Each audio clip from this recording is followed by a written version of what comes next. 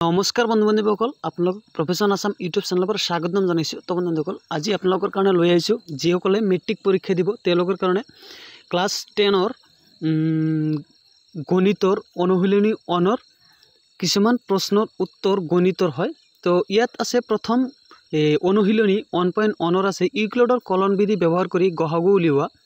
তো ইয়াত তিনিটা কুৱেশ্যন আছে, যেনেকৈ 135 আৰু 225, 196 আৰু 382220 আৰু এটা আছে 867 আৰু 225।